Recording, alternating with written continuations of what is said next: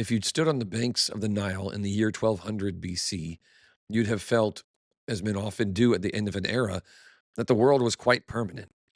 You'd have been standing in Pyramesses, the old city of avarice, surrounded by a globalized web of great kings that stretched from the rugged hills of Greece all the way to the dusty plains of Babylon.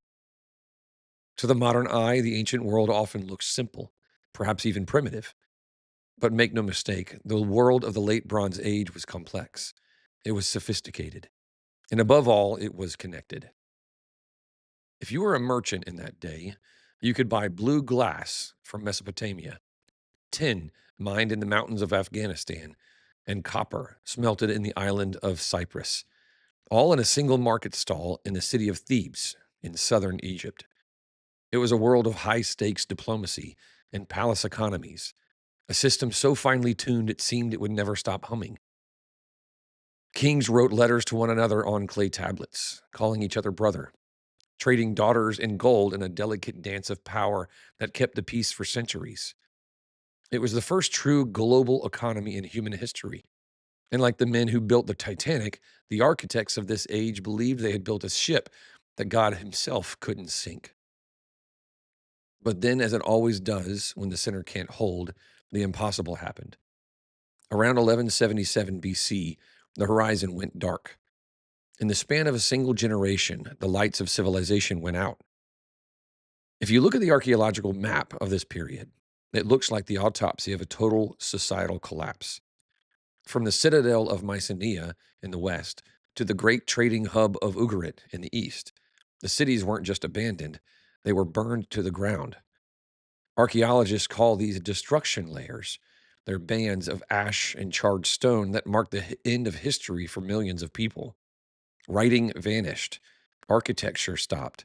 The trade routes that had pulsed with life for thousands of years suddenly empty, save for the sand and the bandits. Historians look at this collapse as the greatest mystery of antiquity. They ask how. How could a system so strong and so redundant and so wealthy simply evaporate overnight? Was it earthquakes? Was it drought? Was it the mysterious sea peoples who came sweeping down the coast like a human locust swarm? The answer is yes to all of those, but those were just the final shoves. The breaking of the Bronze Age was simply the final domino in a long line that had been falling for centuries. To find out why the world broke, you've got to go back to the beginning. You have to look at the first domino that fell. For a global system to work, there has to be a stabilizer.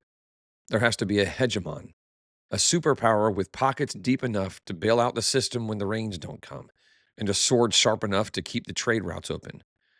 At different times, that role has been played by different nations. Today, the United States sits in that seat of power and responsibility. But for the Bronze Age, that stabilizer was Egypt. Egypt was the anchor. It held the gold mines of Nubia, making it the Federal Reserve of the ancient world. It held the Nile Delta, the only reliable breadbasket in a region constantly on the verge of famine. When the Hittites starved, they came to Egypt. When the Canaanites fought, they looked to Egypt. So the real mystery of 1200 BC isn't who burned the cities. The real mystery is what happened to the stabilizer. When the world caught fire, Egypt should have been there to put it out, but they weren't. They were missing from the international stage, a hollow shell of their former glory, hiding behind their walls while the world burned. To understand why the stabilizer didn't show up, we have to look back more than 2 centuries before the fire. We have to find a hidden crack in the foundation, a divine judgment on a system that had grown too tall for its own good. We've been told that the Exodus was a simple jailbreak. We picture a few million Hebrews slipping away in the middle of the night while Pharaoh shook his fist in frustration. A localized event, a spiritual victory for sure, but politically insignificant. But I'm going to show you it was something much more grand and much more terrible. The Exodus wasn't merely a rescue mission. It was the targeted, systematic dismantling of the engine that drove the ancient world. It was a divine foreclosure on the only superpower the earth had ever known. God didn't just liberate his people, he bankrupted an empire. He drained the gold, killed the livestock, ruined the crops, and decimated the leadership class in a single terrifying spring. It acted like a hairline fracture in the foundation of a massive bridge. The bridge didn't collapse the day the crack appeared. It stood for another 200 years, but the structural integrity was gone. The stabilizer was broken. And when the storms of 1200 BC finally came, the bridge fell because the foundation had been broken back in 1446 BC. In this investigation, we're going to peel back the gilded mask of the pharaohs and look at the forensic evidence of an empire in total but slow collapse. We're going to see the 10 plagues not as mere magic tricks to intimidate a king, but as a strategic foreclosure against the very lifeblood of Egypt, the largest economy in the world. And if you stay with me, I'll show you a forensic fingerprint left in the desert, a stone that proves exactly when the world's anchor was cut loose. It's a story of dots you've known your whole life, but it's finally connected in a way that'll change how you see the Bible forever. But before we get into the ruins of that old world, I've got a little something for you for those who want to know more than just a video. I've been working on a book called Dynasty of Slaves, and it gets into the weeds of this story, starting all the way back with a group of foreigners who entered Egypt around 1876 BC. The book isn't finished yet. I'm still writing it, but you can get a free sample chapter and a full timeline of Israel's sojourn in Egypt leading up to the moment that I'm talking about in this video. Just follow the link in the description to get that resource for free. Also, we're sponsored today again by ServeHQ. If you're a leader at a church and you've found that training volunteers is a chore that never ends, you ought to give them a look. It's a simple tool to help your church grow without all of the administrative heartache. Go to servehq.church and you can give it a try for 2 weeks for free. Now, back to our story. To understand why the Exodus broke the world, you first have to understand the world as it was. The late Bronze Age wasn't a patchwork of lonely tribes huddled in caves. It was a brotherhood of kings in the most literal sense of the word. Historians call it the palace economy. If you were a king in this era, whether you sat on a throne of cedar in Lebanon or a throne of mud brick in Babylon, you were part of an elite club. You wrote letters to the Pharaoh of Egypt on clay tablets, and you called him my brother, as if the two of you were boys raised in the same nursery. We still have these letters today, dug out of the sands of Amarna. They read like the correspondence of a mafia family, dividing up the neighborhood. You send me gold, the king of Mitanni would write to the Pharaoh, for in my brother's land, gold is as common as the dust of the road. It was a world of immense, interconnected wealth. They floated massive cedar logs down from the mountains of Lebanon and shipped perfumed oils in ceramic jars all the way from the Aegean Sea.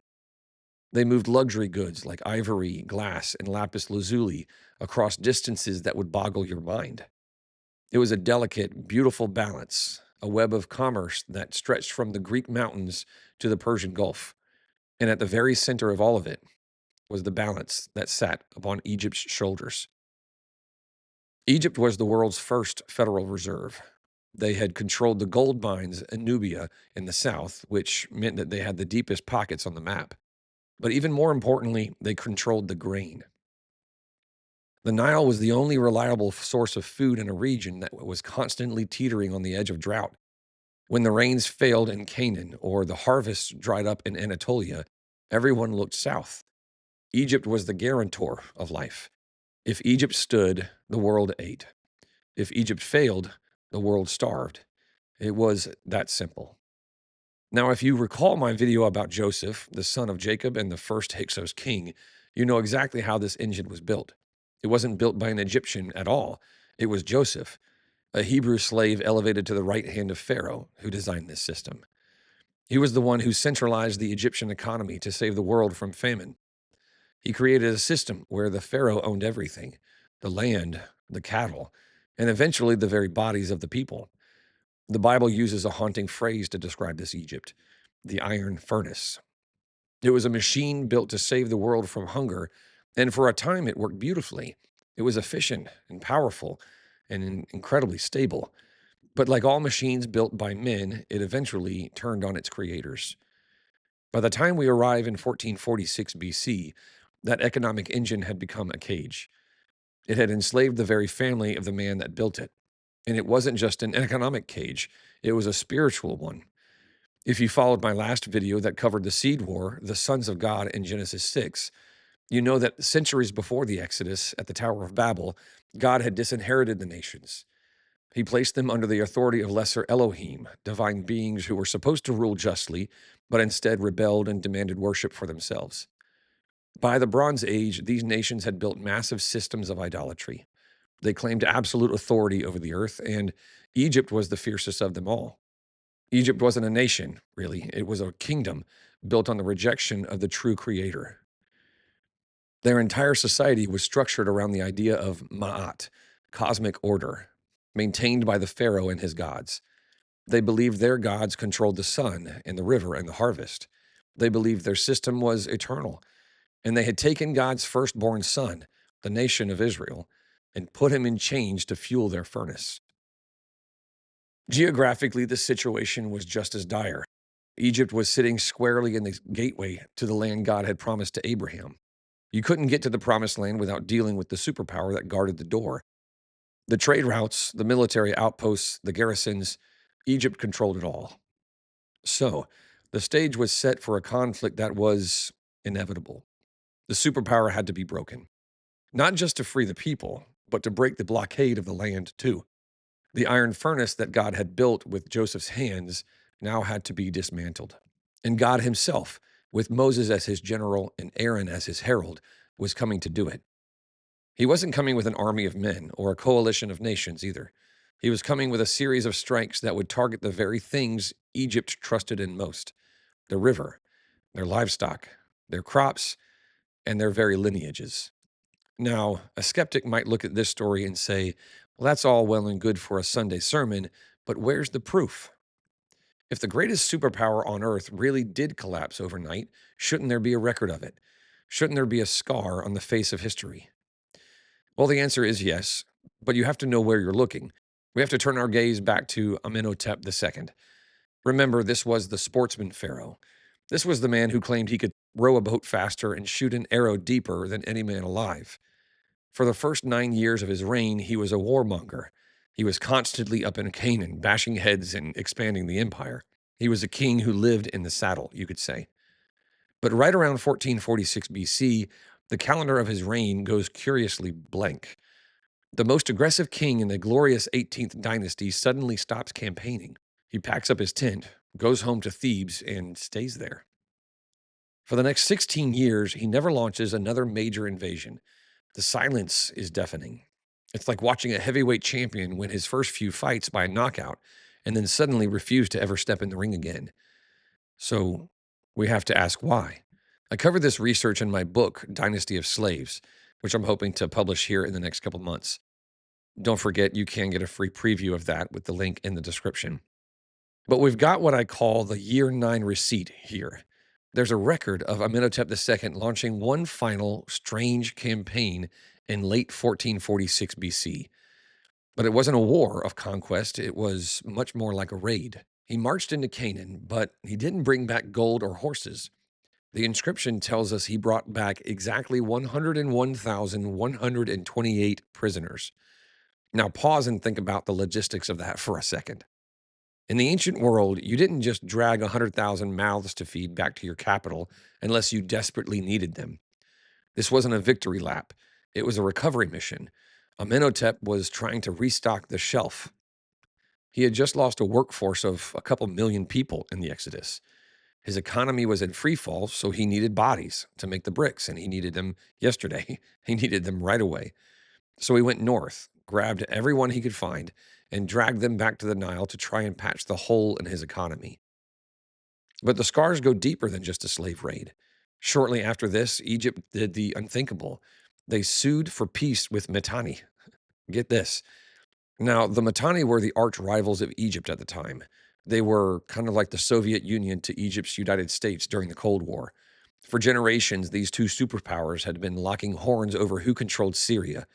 But suddenly, Amenhotep II sends a diplomat to the Mitanni court and asks for a treaty. You don't sue for peace when you're at your peak. You don't ask your enemy for a truce when your economy is booming and your army is strong. You do it when your army is crippled. You do it when your chariots are at the bottom of the Red Sea and your horses are dead in the fields. Egypt couldn't defend its borders anymore, so they had to buy peace with diplomacy because they could no longer buy it with blood. And then there's the final scar, the one carved in stone for everyone to see. It sits between the paws of the great Sphinx at Giza. It's called the dream steely. The story goes like this. The man who took the throne after Amenhotep II was named Tutmos IV. But here's the problem. Tutmos wasn't the crown prince. He wasn't the firstborn. He was a younger brother. In the normal course of history, he should have never been pharaoh at all. So to justify his rule, he had to invent a story. He carved a massive granite slab explaining that one day, while he was hunting, he fell asleep in the shadow of the Sphinx. He claimed the Sphinx spoke to him in a dream and promised him the throne if he would just clear away the sand that was burying the statue. It's a beautiful piece of propaganda, but forensic historians ask the obvious question: why did he need it? Legitimate heirs don't need dreams to prove they should be king, they just inherit the throne. Tutmos IV needed a divine excuse because the legitimate heir, the firstborn son of Amenhotep II, was gone. He was gone because on a dark night in the spring of 1446, an angel passed over the land of Egypt and took the firstborn of Pharaoh who sat on his throne. The dream stele is a receipt of the 10th plague. It stands there in the desert, a silent witness to the night the natural order of succession was snapped in half. So when critics say there is no evidence for the Exodus, they're looking for a sign that says Moses was here. But that's not how history works. When a building collapses, you don't look for a sign, you simply look at the rubble. The silence of Amenhotep's later years is the rubble. The desperate slave raid of year 9 is the rubble. The peace treaty with Mitanni and the dream stele of Tutmos IV is the rubble. The forensic evidence is all there. It tells the story of a superpower that was struck by a force it couldn't fight and it couldn't understand. The first domino had tipped and Egypt was never the same. So we've looked at the crime scene and we've looked at the forensic scars. Now we have to pull the camera back and look at the map. We have to ask the question that detectives ask when they stand over a body. They ask the question, cui bono? It means, who benefits? Why did God choose this specific moment in history to break the back of the Egyptian empire? Was it just punishment for slavery, or was there a grander geopolitical strategy at play? The answer actually lies in the land of Canaan. You see, we often forget that in the 15th century BC, Canaan wasn't a free territory. It was an Egyptian province. The pharaohs had garrisons at Gaza and Jaffa and Beth Shean. They had governors who collected taxes and generals who patrolled the roads. If Israel had tried to enter the promised land while Egypt was at its peak, they wouldn't have just fought the Canaanites, they would have fought the Egyptian army as well. And that would have been a short war. God didn't just need to get Israel out of Egypt, he needed to get Egypt out of Canaan. And he had to clear the stage first. By bankrupting the empire in 1446 BC, God ensured that the next 40 years, while Israel was wandering in the wilderness, Egypt was licking his wounds. They were too weak, too broke, and too distracted to maintain their grip on the northern territories. The garrisons emptied out, the patrols stopped, the governors stopped writing home because there was no one in Thebes even listening. So when Joshua finally crossed the Jordan River 40 years later, he didn't find an Egyptian superstate waiting for him. He found a power vacuum. He found a collection of squabbling city-states that had no big brother to call for help. The collapse of the stabilizer created the perfect opening for the conquest. Now, I know what some of you history buffs are thinking. You might be thinking, wait a minute, what about Ramesses II? What about the 13th century? Wasn't that the golden age of Egypt? It's a fair question. If you go to Egypt today, you'll see the massive temples of Ramesses the Great. You'll see the statues that are 4 stories tall. It looks like a superpower at its absolute zenith. So how could it be so great in the 13th century, but crumbling in the 15th century, 200 years before that? But I want to offer you a different framework. I call this the Gilded Age, and not the Golden Age of Egypt. Think about a dying star. Just before a star collapses, it doesn't shrink, it expands. It grows brighter and hotter than ever before, right before it goes cold. This was the Egypt of the 19th dynasty. Ramesses II was a master of propaganda. He built massive monuments, but he built them on a foundation of sand. He was projecting power he didn't actually have. His economy was hollow. His military was fighting stalemates, not winning conquests. He was spending money he didn't have to build statues to gods that had already failed. The Bible uses a devastating metaphor for this era of Egypt. The prophet Isaiah calls Egypt a broken reed. It looks like a sturdy staff that you can lean on. It looks solid. But if you put your weight on it, it snaps and it pierces your hand. Egypt had become a paper tiger. It looked terrifying on the walls of the temple, but on the battlefield, the first domino had already done its work. The structural integrity was gone. And we have the receipt for this too. It's called the Merneptah stele. Merneptah was the son of Ramesses II. Around 1208 BC, right as the Bronze Age is about to catch fire, he launches a campaign into Canaan. And on a victory stone, he lists the enemies he fought. And there, buried in the hieroglyphs, is a name that shouldn't be there. Well, if you take the traditional Egyptologist view, the name is Israel. He says, Israel is laid waste. His seed is not. This is the forensic smoking gun. It proves that by 1208 BC, Israel wasn't just a wandering tribe. They were a settled nation in the land, powerful enough that the Pharaoh considered them a major threat and considered a victory something to brag about. But it also proves something else. It proves that Egypt was fighting Israel in Canaan. They weren't ruling them.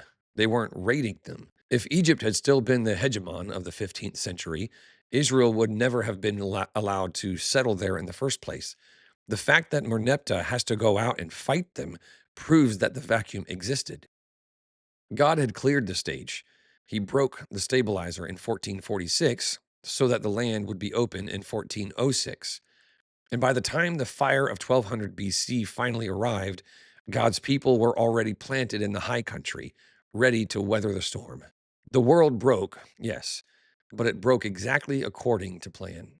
So, what is the lesson for us, standing here 3,000 years later, looking back at the ruins of the Bronze Age?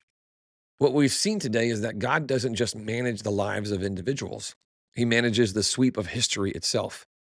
We often think of God as a personal savior, and He is. He's my personal savior, but He's also the king of the nations. When the systems of men, no matter how tall, no matter how wealthy, no matter how too big to fail they seem, stand like walls in the way of His family, He doesn't just climb over them, He targets their foundations. He finds the structural weaknesses, and He pressures until the whole thing gives way. He wanted to break the power that held the world in bondage so that a new kind of nation could be born. And I think there's a word in that for us today. You might look at the world around you and feel like the foundations are shaking. You might feel like the systems you relied on, economic and political and cultural, they're all starting to crack. Or maybe it's closer to home for you. Maybe it's your own life that feels like it's on shaky ground, and the things you thought were permanent are slipping away. But if we learn anything from the forensic history of Exodus, it's this: God is often breaking down the old thing to make room for the new thing. The collapse isn't the end of the story, it's the clearing of the stage. As one of His children, you can be sure of one thing: the vacuum He creates is not meant to destroy you, it's meant to deliver you. What He builds in the empty space is always better than the cage that you left behind. In Egypt's case, Egypt had to fall so that Israel could stand. The bridge had to break so that the way to the promised land could be opened. But the story isn't over. In fact, the mystery is just deepening. We've seen how the stabilizer was removed. We've seen how Egypt was taken off the board. But we've left with a massive power vacuum in the land of Canaan. And nature, as they say, abhors a vacuum. With the stabilizer gone, who's going to carry the weight? Was it going to be the Hittites or the Babylonians? Or was it going to be something else entirely? This video is part 1 in a 3-part series.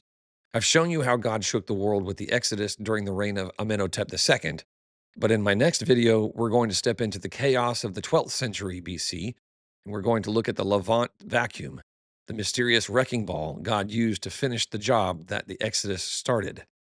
That came from the sea.